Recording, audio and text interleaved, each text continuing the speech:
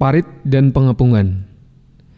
Sebagian Yahudi Bani Nadir yang terusir dari Madinah lari ke Khaybar.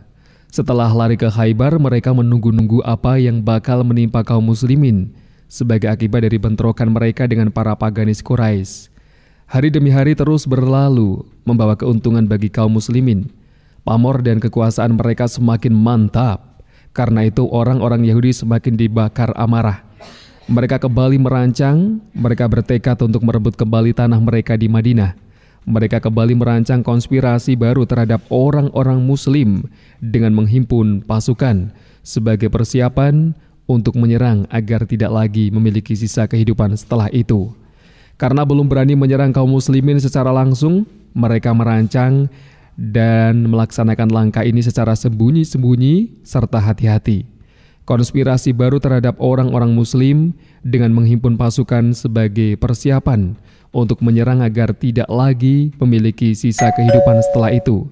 Karena belum berani menyerang kaum muslimin secara langsung, mereka merancang dan melaksanakan langkah ini secara sembunyi-sembunyi dan hati-hati.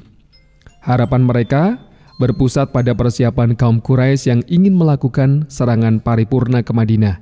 Dan pada akhir tahun ke-5 Hijriah, Huyai dan sejumlah pemuka Yahudi dari Khaybar datang ke Mekah untuk mendatangi pemuka Quraisy.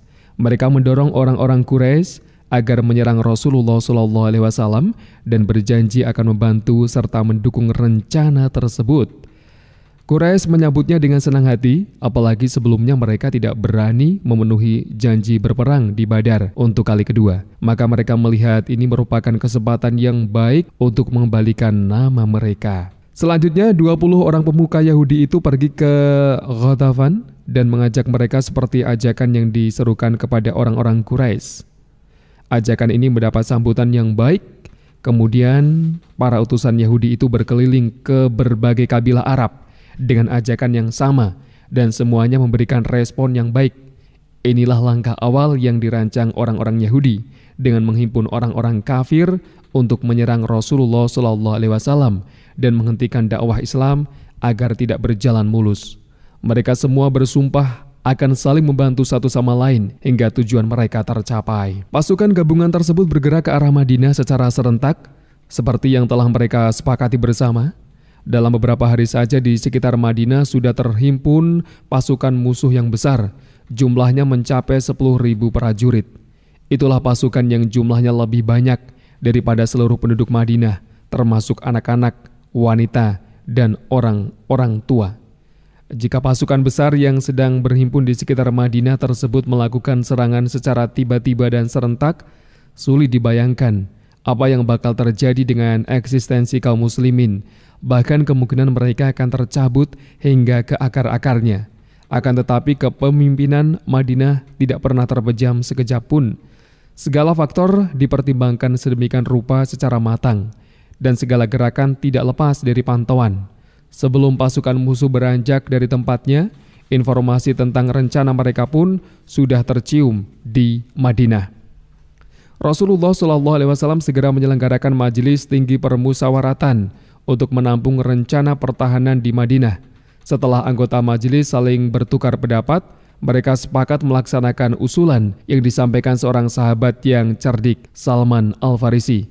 Dalam hal ini Salman berkata, "Wahai Rasulullah, dulu jika kami, orang-orang Persia sedang dikepung musuh, kami membuat parit di sekitar kami. Ini merupakan langkah yang sangat bijaksana, yang sebelumnya tidak pernah dikenal bangsa Arab." Rasulullah SAW segera melaksanakan rencana itu. Setiap 10 orang laki-laki diberi tugas untuk menggali parit-parit sepanjang 40 hasta. Dengan giat dan penuh semangat, kaum muslimin menggali parit yang panjang. Rasulullah SAW terus-menerus membangkitkan semangat mereka dan juga terjun langsung di lapangan dengan usaha yang luar biasa. Seluruh parit berhasil diselesaikan dalam waktu 6 hari. Rasulullah SAW berangkat dengan kekuatan 3.000 personil. Di belakang punggung mereka ada Gunung Sal'un yang dapat dijadikan sebagai pelindung, sedangkan parit membatasi posisi mereka dengan pasukan musuh. Madinah diwakilkan kepada Ibnu Umi Maktum. Para wanita dan anak-anak ditempatkan di rumah khusus sebagai perlindungan bagi mereka.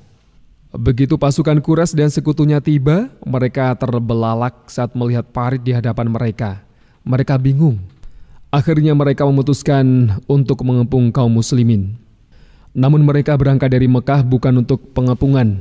Menurut mereka, penggalian parit tersebut merupakan siasat perang yang sama sekali belum dikenal di masyarakat Arab. Karena itu mereka juga tidak pernah memperhitungkannya sama sekali. Orang-orang musyrik hanya bisa berputar-putar di dekat parit dengan kemarahan yang menggelegak. Mereka terus mencari-cari titik lemah yang bisa dimanfaatkan. Orang-orang muslim terus-menerus mengawasi gerakan musuh yang berputar-putar di seberang parit sambil melemparkan anak panah agar mereka tidak sampai mendekati parit. Bila mereka nekat akan menyeberang atau menimbunnya dengan tanah, lantas menjadikannya sebagai jalur penyeberangan. Khalid dan Ikrimah serta beberapa pasukan berkuda mencoba mencari strategi untuk menyeberangi parit. Namun usaha mereka sia-sia belaka. Parit tersebut telah menjadi sebuah tameng yang kokoh, membentengi umat Islam di Madinah. Melihat kenyataan susahnya menyeberangi parit tersebut, kedua pasukan hanya sekedar saling beradu, melempar anak panah selama beberapa hari. Pengepungan tersebut berlangsung selama 1 bulan, namun terasa sangat lama bagi umat Islam waktu itu. Persediaan dan pasokan makanan bagi pendudukan Madinah dan sekutunya mulai menipis.